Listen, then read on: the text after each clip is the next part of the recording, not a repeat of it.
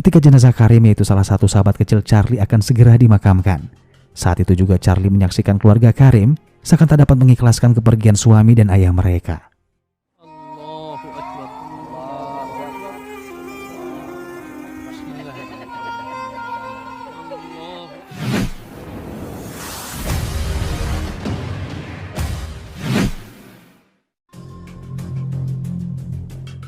Halo teman-teman, balik lagi sama saya Richard di sini, dan kali ini ada sebuah film bergenre action crime berjudul 22 Bullet, rilisan tahun 2010. 22 Bullet mengisahkan tentang seorang pria mantan bos mafia yang bisa dibilang telah insaf dan berhenti dari pekerjaan kotornya. Semua itu ia lakukan demi kehidupannya yang tenang dan damai bersama keluarga kecilnya. Namun siapa sangka, ada satu oknum yang tidak setuju kalau dia berhenti dari pekerjaannya itu, sehingga ia dihabisi dengan ditembak secara bertubi-tubi dan dinyatakan mengalami koma selama berhari-hari setelah 22 peluru bersarang di tubuhnya. Dan ketika dinyatakan sembuh dari masa kritisnya, ia lalu berniat untuk membalaskan dendam atas apa yang sudah ia alami. Oke teman-teman, seperti apa kisahnya? Langsung saja, inilah dia 22 Bullet.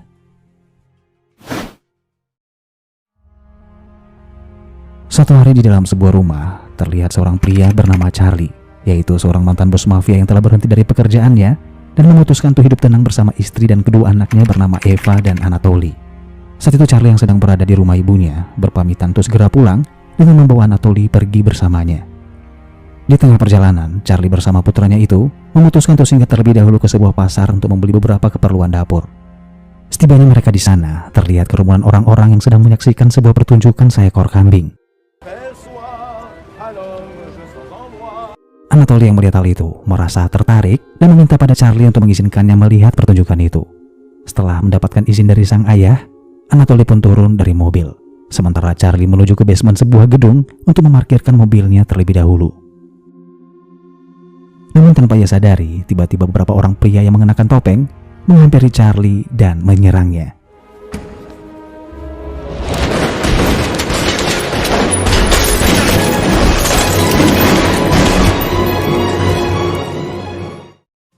Kejadian itu terjadi begitu cepat, hingga membuat Charlie terkapar di samping mobilnya setelah dihujani puluhan tembakan dengan peluru yang kini bersarang di tubuhnya. Untungnya saat itu Charlie terlihat masih dapat bergerak dan segera dilarikan ke rumah sakit.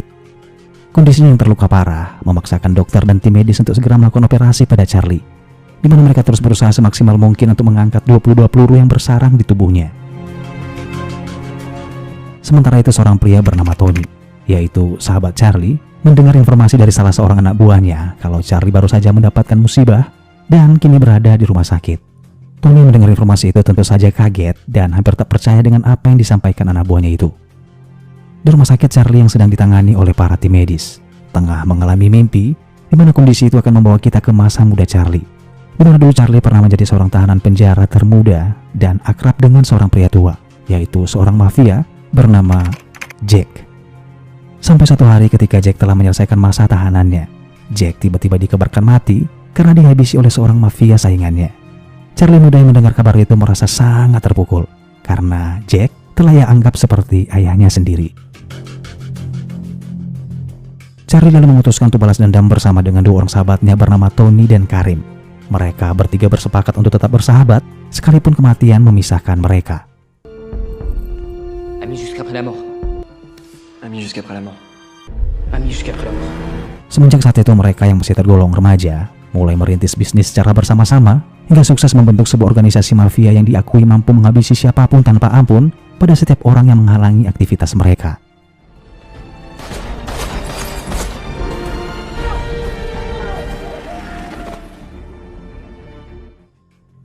Scene kembali ke masa saat ini, di mana seluruh media memberitakan tentang penembakan Charlie yang dikenal sebagai salah satu bos mafia yang telah tobat dan berhenti dari pekerjaan kotornya. Informasi itu juga menarik perhatian salah seorang detektif wanita bernama Mary Goldman. Ia meminta untuk ditugaskan melakukan olah TKP di tempat kejadian penembakan Charlie beberapa waktu yang lalu. Ketika sudah berada di lokasi basement, Mary melihat keganjilan di mana 6 lubang bekas tembakan pada dinding diarahkan ke tempat yang sama. Mary saat ini adalah seorang single parents yang memiliki seorang anak. Namun ia harus menjadi janda ketika suaminya yang dulu seorang polisi tewas terbunuh ketika sedang melakukan tugasnya. Namun kematian suaminya itu ternyata belum terpecahkan, di mana sampai saat ini pihak kepolisian belum mengetahui siapa pelakunya. Walaupun sebenarnya Mary memiliki firasat kalau Tony adalah dalang atas kematian sang suami, Namun karena belum juga mendapatkan bukti yang kuat, akhirnya Mary hanya bisa pasrah sembari terus mencari informasi. Sementara itu di rumah sakit, istri dan anaknya Charlie bersama rekan-rekannya berkunjung untuk melihat keadaannya saat itu. Namun sangat disayangkan, mereka hanya diizinkan melihat tubuhnya yang terbaring melalui jendela luar ruangan. Saat itu, Karim sebagai sahabatnya terlihat begitu emosi dan berniat untuk segera mencari si pelaku penembakan sahabatnya itu. Namun rekannya Karim yang bernama Martin memintanya untuk bersabar dan tidak melakukan tindakan ceroboh hingga menunggu sampai Charlie kembali sadar dari komanya. Malam yang panjang di rumah sakit terasa berjalan sangat lambat, di mana dugaan yang dikhawatirkan Karim ternyata benar-benar terjadi. Di mana terlihat seorang pria memasuki rumah sakit dan menyamar sebagai dokter, lalu segera masuk ke ruangan tempat Charlie berada ketika ia melihat kondisi rumah sakit sedang dalam keadaan sepi. Secara perlahan pria itu kini berada di depan pintu ruangan Charlie. Tanpa berpikir untuk ngopi terlebih dahulu di warung Mbok Darmi, ia lalu segera mengambil senjatanya dan...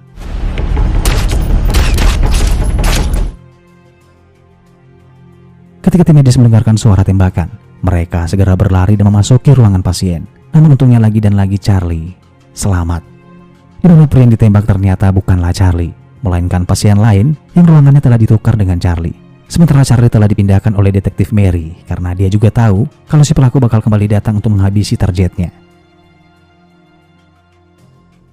Beberapa saat kemudian, Tony bersama dengan beberapa anak buahnya datang menjenguk Charlie ke rumah sakit.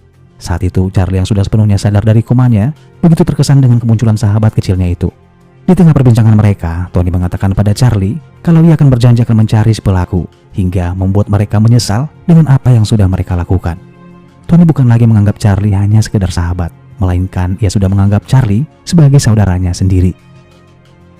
Tak berselang lama setelah Tony meninggalkan rumah sakit, Mary yang saat itu terus mengawasi Charlie melalui monitor CCTV melihat Karim dan Martin membawa Charlie keluar dari rumah sakit itu. Mary pun yang menganggap hal tersebut sudah di luar prosedur. Tanpa perlu menunggu waktu lama, ia bersama dengan rekan-rekannya segera mengikuti mobil yang dibawa oleh Karim itu. Di tengah perjalanan, Karim mulai menyadari kalau mereka sedang dibuntuti. Ia pun mengabari seseorang melalui telepon untuk mendapatkan petunjuk agar bisa lolos dari kejaran Mary.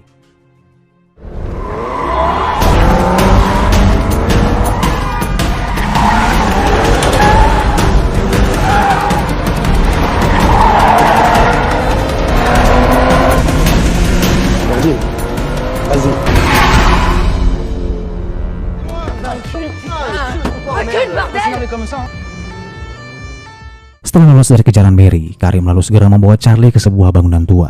Di dalam sana terlihat seorang pria yang berhasil diringkus, yaitu salah satu anak buah Tony bernama Freddy. Freddy melihat kedatangan Charlie terlihat begitu ketakutan. Bahkan ia sampai ngompol di celana, layaknya bocah yang popoknya lupa diganti sama ibunya. Namun Charlie mengatakan pada Freddy kalau dia tidak akan melakukan apapun, asalkan Freddy mau bekerja sama dengan menceritakan semua apa yang sudah terjadi. Setelah merasa tenang, Freddy lalu mengatakan pada Charlie kalau dia tidak ikut dalam penembakan yang dilakukan pada Charlie saat itu. Yang Freddy tahu kalau Tony menyuruh anak buahnya yang lain untuk menghabisi Charlie. Freddy lalu menceritakan kenapa Tony bisa tega melakukan itu. Di mana dulu ketika Tony dan Charlie masih bekerja sama dalam memperdagangkan narkoboy, Tony berharap bisnis itu akan terus mereka lakukan. Namun ketika Charlie memutuskan untuk pensiun, sementara tinggallah Tony sendiri yang masih menjalankan bisnis tersebut, membuat Tony khawatir kalau suatu saat Charlie bakal menjadi penghalang. Karena Charlie adalah sosok yang paling berpengaruh di kota itu. Pada akhirnya, Tony pun merencanakan untuk menghabisi Charlie. Charlie mendengar pengakuan Freddy tersebut seakan tak menyangka dengan apa yang sudah dilakukan oleh salah satu sahabat kecilnya itu. Padahal beberapa waktu yang lalu, Tony baru saja menjenguknya ke rumah sakit dan seolah-olah tak ada sesuatu yang terjadi di antara mereka. Saat itu Karim pun menyarankan pada Charlie agar sebaiknya mereka menghabisi Freddy dan melakukan balas dendam pada Tony. Namun Charlie yang kembali mengingat janji yang pernah mereka ucapkan ketika mereka masih remaja, mengatakan pada Karim kalau dia tidak akan menghukum Freddy dan tetap mempertahankan persahabatannya dengan Tony, yaitu sebagai sahabat sampai mati. Setelah menyelesaikan masalah di gedung terbengkalai itu, Martin lalu mengantar Charlie pulang ke rumahnya. Seketika, tangis haru menyeruak di kediaman keluarga Charlie. Rasa penuh syukur tak terbendung ketika menyaksikan anak, suami dan ayah mereka pulang dalam keadaan sehat seperti semula. Di sisi lain, Karim yang juga kini berada di rumahnya, terlihat sedang bercanda bersama dengan keluarga kecilnya. Namun siapa sangka, ketika Karim keluar dari rumah, sebuah mobil box berwarna hitam tiba-tiba berhenti tepat di depan mobilnya yang terparkir. Beberapa orang pria menariknya paksa masuk ke dalam mobil itu, dan mereka adalah anak buah Tony. Dalam dari penculikan itu, ternyata saran dari Freddy karena ia sakit hati pada Karim yang sempat menyuruh Charlie untuk menghabisinya di gedung terbengkalai saat itu. Awalnya Freddy juga berharap idenya itu bakal mendapatkan perlindungan dan simpatik dari Tony. Namun justru sebaliknya, ia dihabisi oleh anak buah Tony saat itu juga. Setelah Freddy terkapar tak berdaya, anak buah Tony lalu menghabisi Karim dan melanjutkan dengan meminta jari tangan Karim untuk dikirimkan ke keluarganya. Va chercher tes chiens, ils vont se régaler avec le reste.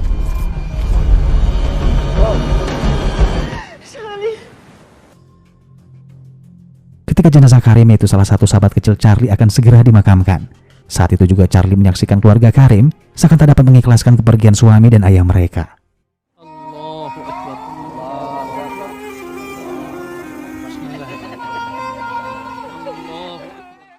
Sementara di sana, para pelaku dengan santainya berpesta di atas penderitaan keluarga yang ditinggalkan.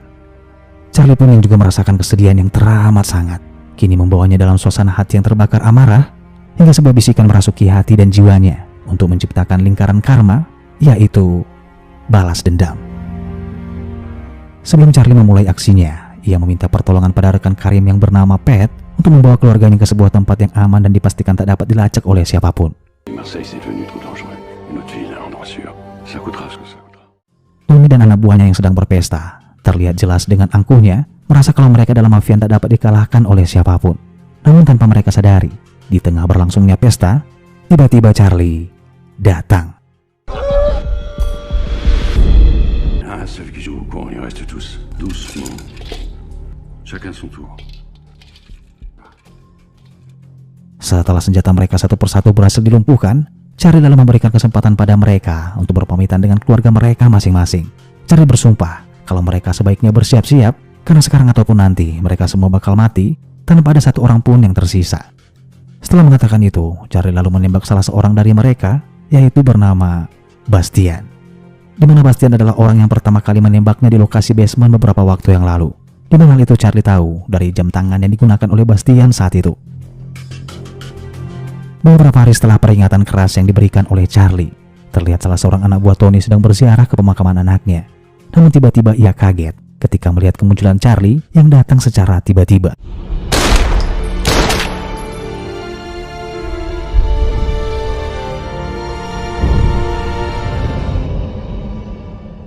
Sementara itu, Tony memerintahkan anak buahnya untuk mendatangi dan menemukan Charlie di rumahnya.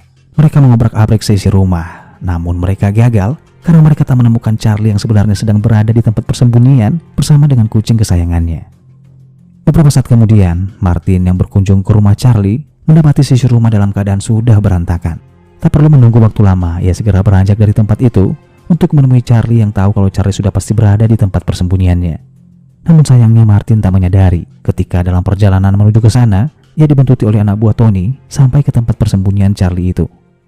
Faut que tu foutes le camp. Ils sont là.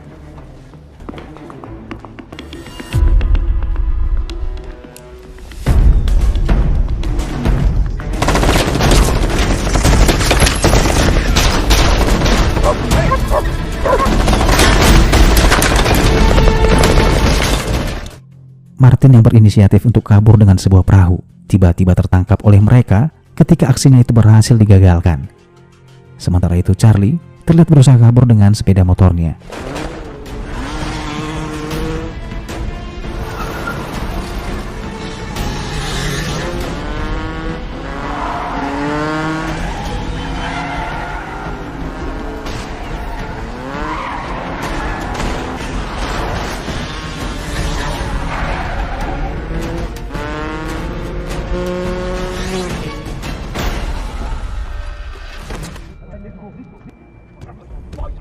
Tabrakan yang dilakukan Charlie itu pada mobil polisi membuatnya harus kembali berurusan dengan detektif Mary.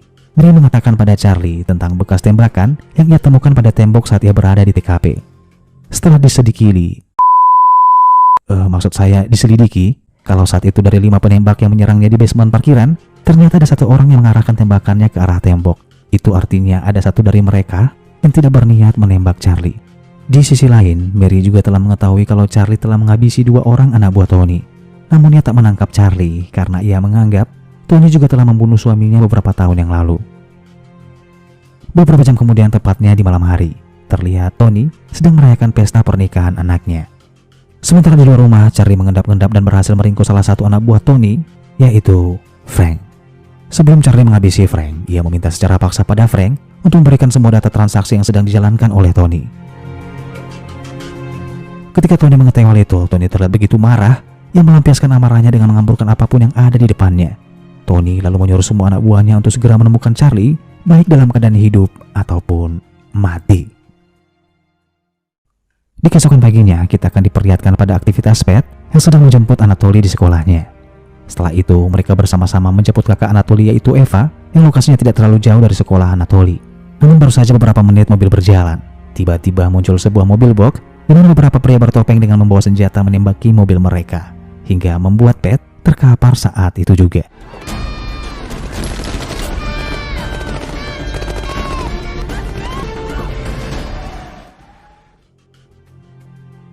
Adegan tembak menembak pun berakhir ketika Mary tak dapat membalikan situasi itu, hingga Eva dan Anatoly berhasil dibawa oleh anak buah Tony. Beberapa saat kemudian, polisi menemukan Eva yang ditinggalkan di sebuah pom bensin dengan wajah penuh luka. Eva lalu mengatakan pada detektif Mary kalau mereka tidak akan segan-segan menghabisi adiknya jika ayah mereka tidak segera menyerahkan diri pada Tony. Beberapa saat kemudian, detektif Mary yang baru saja hendak pergi tiba-tiba dikagetkan dengan masuknya Charlie ke dalam mobilnya.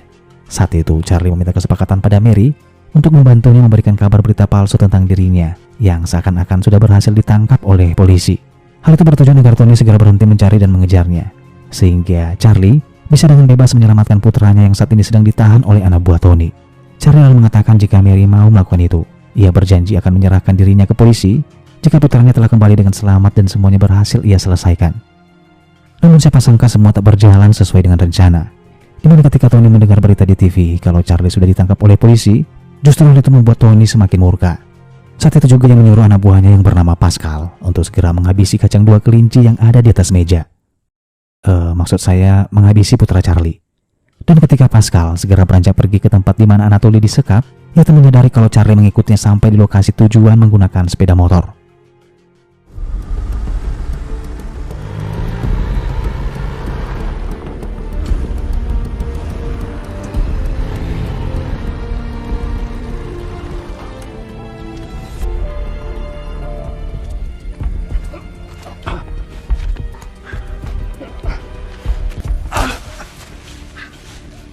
Di dalam sana Pascal yang melihat seorang pria bernama Ucok lalu menyuruhnya untuk menghabisi Anatoly sesuai perintah dari Tony. Namun saat itu Bang Ucok yang tidak tega menghabisi bocah cilik. Pada akhirnya Bang Ucok memutuskan untuk menyerang Pascal, namun ia harus mati ketika mencoba membebaskan Anatoly.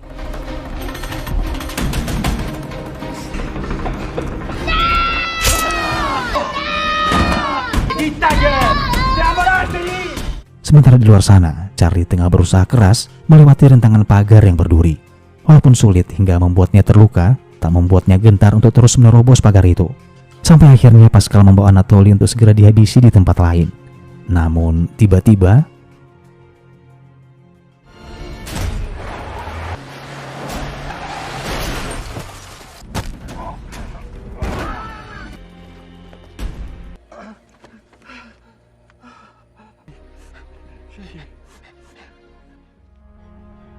ketika sudah berada di rumah, Charlie meminta pada keluarganya untuk tidak lagi bersembunyi karena semua anak buah Tony sudah berhasil ia bantai.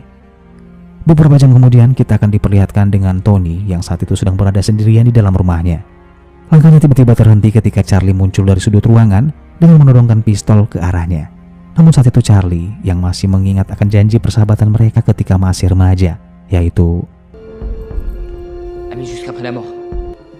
Amis jusqu'après la mort.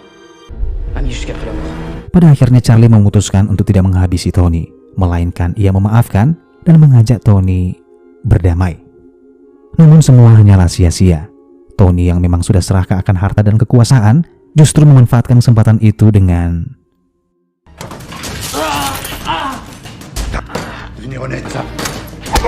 Tu disais, moi. C'est la plus grosse nourriture que je connaisse. Charlie dengan gerakan cepat membalikan situasi dengan menghajar Tony saat itu juga. Beberapa saat kemudian, polisi datang dan menangkap Tony sebagai tersangka atas kasus perdagangan narkoboy, di mana Charlie memberikan bukti pada Mary berupa data disk yang semakin memperkuat dugaan polisi pada Tony. Saat itu Charlie yang tengah diinterogasi oleh polisi menjawab dengan mengatakan kalau dia dituduh atas kejahatan yang tak pernah ia lakukan. Sampai akhirnya ketika polisi tak juga menemukan bukti apapun untuk menangkap Charlie, pada akhirnya ia pun dibebaskan. Setelah ia keluar dari kantor polisi itu, Charlie lalu dijemput oleh Martin di depan gedung. Di dalam mobil, Charlie meminta pada Martin untuk mengantarnya ke basement, yaitu tempat di mana dulu ia ditembak oleh anak buah Tony. Ketika mereka sudah berada di sana, saat itulah terungkap kalau sosok penembak yang mengerahkan tembakannya ke tembok saat itu adalah Martin. Martin pun ketakutan karena Charlie telah mengetahui keterlibatannya, dan tidak mau menjelaskan pada Charlie kalau saat itu Tony memintanya untuk ikut menghabisi seseorang. Namun ketika melihat yang akan dihabisi itu ternyata Charlie, Martin pun kaget dan dengan terpaksa ia berpura-pura melepaskan tembakan agar anak buah Tony yang lain tidak curiga. Saat itu juga Martin meminta maaf pada Charlie dan berharap Charlie tak menghukumnya dengan apa yang sudah ia lakukan dulu. Kesalahan Martin itu tentu saja tak dipersoalkan oleh Charlie. Wajah boleh preman, tapi hati tetaplah Hello Kitty. Charlie lalu memaafkan Martin dengan cara menembakkan pistolnya ke arah tembok yang sama sebagai bentuk penghargaan kalau tembakan itu adalah persahabatan. Dan di akhir film kita akan diperlihatkan dengan kebersamaan Charlie dan keluarga kecilnya yang tengah berlibur di sebuah pantai. Kini terlintas harapan dalam pikiran Charlie, di mana dia kini bisa menikmati masa tua bersama keluarganya tanpa harus bersembunyi dan juga tanpa masalah yang selalu datang silih berganti. Oke teman-teman, segitu saja perjumpaan kita di alur cerita film kali ini. Mohon maaf jika ada salah kata, karena dengan kata mungkin bisa saja melukai hati dan pikiran kita. Berikan tanggapan kalian di kolom komentar jika video ini kurang menarik, atau mungkin berupa saran yang dapat memajukan channel ini. Salam sehat dan